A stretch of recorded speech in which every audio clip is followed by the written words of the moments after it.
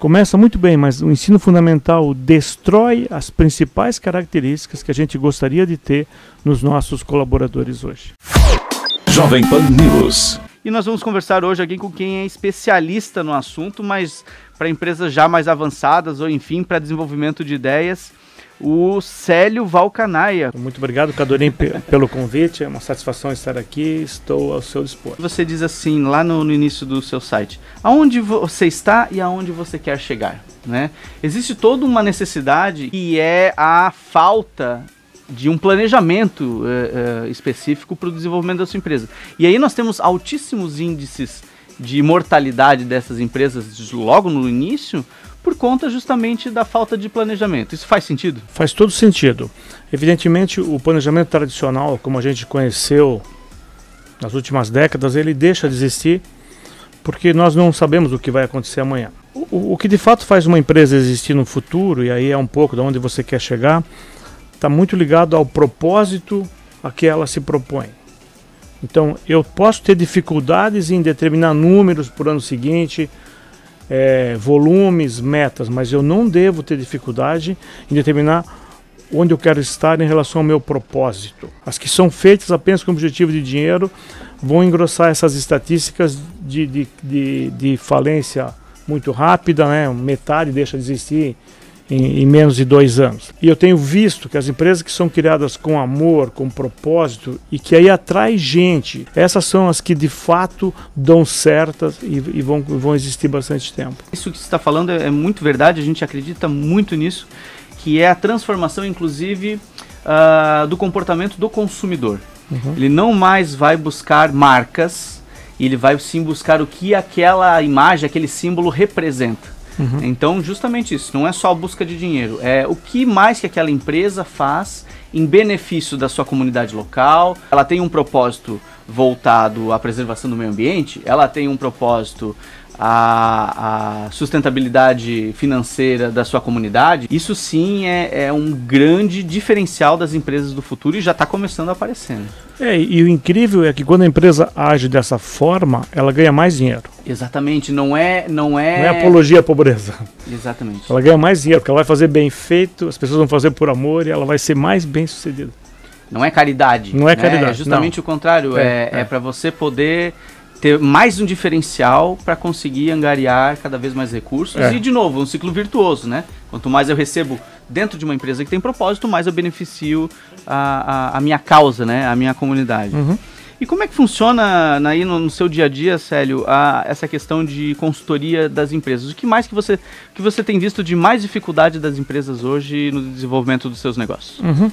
Eu, na verdade, tenho 2 negócios. Um trabalha com grandes empresas e outro trabalha com as pequenas empresas. Eu gosto muito de trabalhar com as pequenas, com as médias empresas, porque existe a possibilidade de trabalhar com o dono. E existe um momento crucial nessas empresas, que é o momento que o dono precisa abrir o negócio dele. Então, por exemplo, assim, as empresas são montadas sempre tecnicamente. Alguém tem uma ideia, mas mesmo aquelas empresas que não são consideradas startups, elas começam tecnicamente. Então, a pessoa trabalhou, vamos supor assim, 20 anos na Tigre, numa empresa dessa, aí ele resolve montar a empresa dele. Então compra uma injetora e começa a trabalhar, e ele é muito bom tecnicamente, ele sabe fazer o produto, mas chega uma hora que ele não consegue mais fazer tudo sozinho. Ele tem que comprar, ele tem que vender, ele tem que cuidar de pessoas, ele tem que pagar, aí começa a ter dificuldade financeira. É nesse momento que acontecem os maiores problemas. Existe uma dificuldade que eu vejo assim em conseguir separar o que são atividades estratégicas, que são aquelas que deveriam ser feitas pelo dono, e o que são atividades que um estagiário pode fazer, que são atividades rotineiras. Como essas pessoas elas começam o negócio com tudo junto, depois elas não param mais para pensar nisso. Então, claro que tem que pensar na parte estratégica, mas se os empresários hoje que estão nos assistindo aqui pararem e falar assim, deixa eu ver aqui do que eu estou fazendo no dia a dia, o que será que é estratégico, o que será que é operacional? O que será que eu de fato tenho que saber, tenho que fazer, o que será que uma outra pessoa poderia fazer? Uma pessoa que está começando, ele vai ver que tem muitas coisas que ele não precisaria fazer. E é ali que está o tempo que ele deveria estar usando para pensar estrategicamente o negócio dele. Existem também alguns fatores de recursos no início, né? Mas também tem uma característica muito forte, principalmente dessas pessoas que trabalharam a vida inteira num local, né? Fizeram carreira empresarial, que é a necessidade de concentração do poder, né?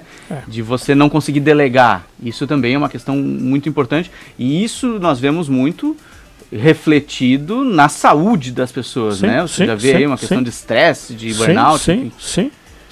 Isso é grave, porque hoje com as redes sociais trabalha-se as 24 horas por dia.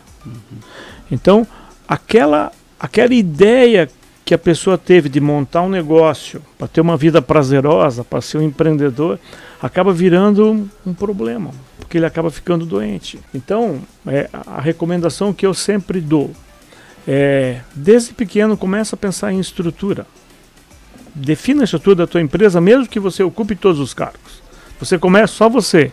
Bom, eu tenho aqui o comercial, que faz isso aqui, que agora sou eu. Tenho o financeiro, que faz isso aqui, que também sou eu.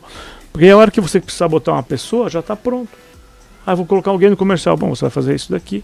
Está claro isso. Porque na hora de contratar o primeiro gerente, existe muita gente que acha que ele vai ser igual a ele. E não existem duas pessoas iguais.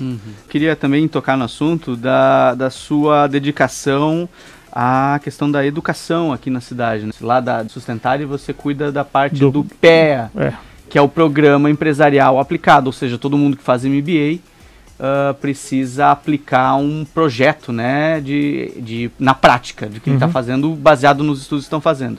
Como é que é essa experiência? Você tem quantos já passaram ali pela sua consultoria? Já passaram mais de 1000 alunos. Isso é uma atividade que eu faço assim por muito amor, porque eu adoro. São sempre os melhores momentos da semana, são as reuniões que eu faço com os alunos. Na Sustentária a gente acredita que o conhecimento só existe quando ele é aplicado.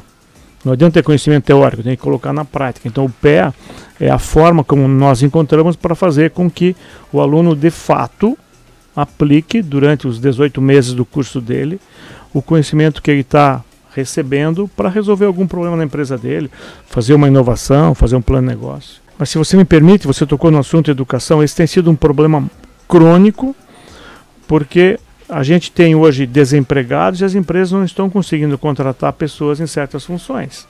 Existe um descompasso entre o que as escolas estão formando e o que as empresas estão necessitando.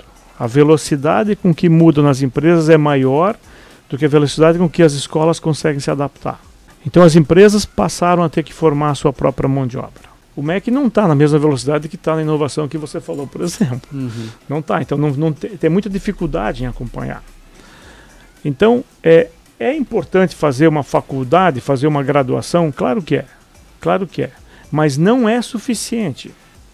O que vai fazer hoje de alguém um profissional de sucesso é saber fazer alguma coisa. Então, quando eu falo com alunos, eu sempre digo: faça a sua faculdade e aprenda a fazer alguma coisa, e seja bom nisso, porque é isso que as empresas estão buscando. Durante muitos séculos, as pessoas foram contratadas pelas competências técnicas. Isso também mudou. Hoje as empresas estão contratando pelo comportamento. Como é que essa pessoa que eu estou contratando aqui vai interagir dentro da minha equipe?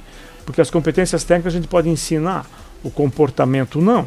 Muitos RHs eu vejo que eles estão querendo fazer mais do que eles sempre fizeram. E na verdade não é isso, tem que fazer diferente. Se o Brasil voltar a crescer como a gente espera que cresça, nós vamos ter os desempregados, sim, porque a automatização está tirando empregos braçais, mas nós vamos ter falta de gente qualificada. Isso, recentemente eu vi uma matéria dizendo, aqui da região mesmo, o atraso que tem entre a dificuldade de contratação de alguém. Quanto tempo leva uma empresa para contratar um determinado profissional? E leva meses, sendo que nós temos uma taxa de desemprego no país. Aqui em Joinville ela é um pouco diferente, mas enfim, na região, né? Mas realmente há uma dificuldade do mercado em encontrar, exatamente como você falou, o profissional que se encaixe nesse perfil. E tem uma concorrência hoje, vamos supor assim, até eu vejo isso saudável, que existe um negócio no mundo hoje chamado gig economy.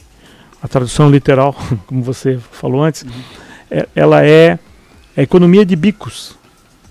Nós temos um grande contingente de pessoas no mundo, não é só no Brasil. Nos Estados Unidos estima-se que vai ser 40% da população economicamente ativa, que são pessoas que vão viver de bicos. No Brasil já existem 5 milhões de pessoas hoje que são iFood ou são Uber. Claro, esses 5 milhões de pessoas faz parte no mundo das pessoas qualificadas para contratar. Sim. E não vai voltar atrás, nós não vamos acabar com o Uber, nós não vamos conseguir acabar com o iFood. iFood tem só o iFood tem 1.300.000 entregadores. iFood faz 3 milhões de pacotes por dia. É uma mudança rápida, né? Isso tem acontecido com cada vez mais velocidade. Eu vi recentemente, inclusive você tocou no assunto do Uber, a frota de táxis de Joinville já caiu 10%. E a tendência é cair ainda mais, né? Se você reparar aí na rua, você olha para os lados, dificilmente tu não vê por perto um carro com o celular grudado no vidro, né? Sim. Não necessariamente quer dizer que é um motorista de aplicativo, mas provavelmente né? E você tinha comentado também da questão do RH. Hoje o RH ele contrata muito também baseado nas contas das redes sociais das pessoas, né? Existe uma avaliação do comportamento dessas pessoas, porque quando você vai na entrevista você está engravatado, você está muito sério e falando tudo aquilo que a pessoa quer ouvir.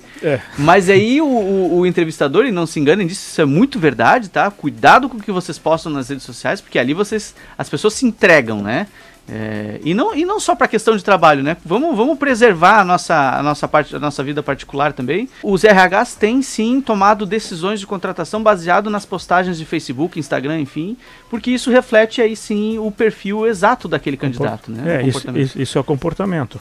Na verdade, não tem só visitado as redes sociais para contratar, tem visitado as redes sociais também para acompanhar. Essas coisas acontecem quando não existe propósito entre a empresa e as pessoas, né? Então, hoje em dia a gente pode escolher onde trabalhar, tem muitos empregos, né? É importante que você escolha um local onde você de fato possa agregar valor, de fato possa se desenvolver, porque nós passamos a maior parte da nossa vida trabalhando. Durante toda a história da humanidade, o homem trabalhou para não morrer de fome, para botar comida na mesa, uma vida difícil. E nós somos os felizardos de estarmos numa época onde não é mais assim. Simplesmente a agricultura não tem ninguém trabalhando. Os tratores vão sozinhos, os caminhões vão sozinhos, e nunca teve tanta comida. Então nós estamos numa época, eu acho assim, claro, porque sempre pode ser bom ou ruim, mas numa época onde a gente pode redefinir o conceito de trabalho. Não é legal você passar a vida inteira abrindo e fechando um forno de fundição.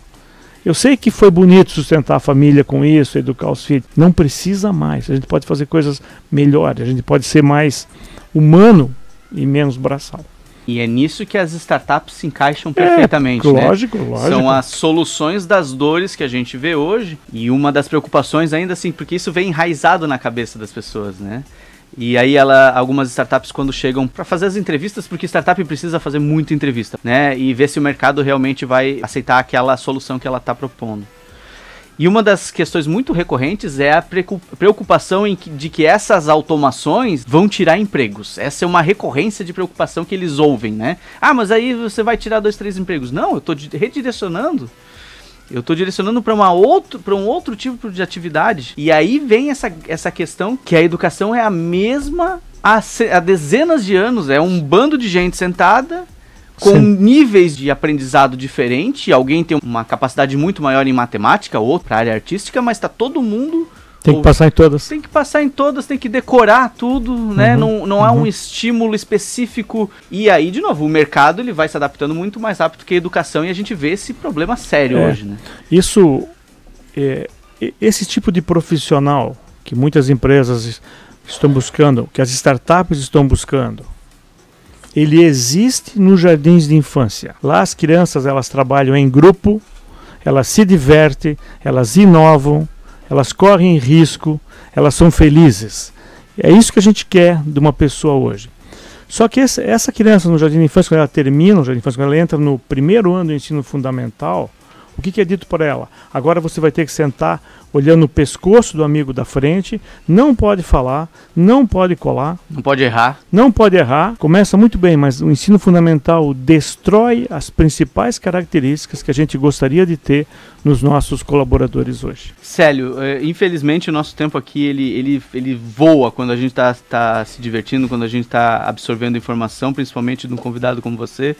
Quero te agradecer imensamente pela sua participação aqui e aproveita agora esse espaço para dar um recado final, para falar da sua consultoria, enfim, o microfone é seu. Ok. Eu agradeço pelo convite, foi um prazer e estou à disposição de vocês. Minha consultoria, ela ajuda empresários de pequeno e médio tamanho, que são aqueles hoje que mais precisam de ajuda.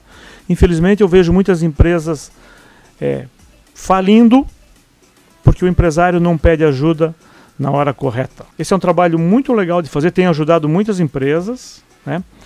Se alguém tiver interesse, no meu site www.valcanaia.com, lá tem o contato, fiquem à vontade. Agradeço assim e sou muito otimista com relação ao futuro. Acho que nós estamos mudando com sofrimento, mas mudando para melhor. Obrigado, Célio. Eu também sou muito otimista, a gente tem que ser, e a gente se desdobra para poder levar esse legado adiante, né? Não só do otimismo, mas das coisas concretas, de você entregar, e você é um dos caras que mais entrega nessa cidade. Parabéns. Obrigado novamente pela sua presença aqui. Obrigado.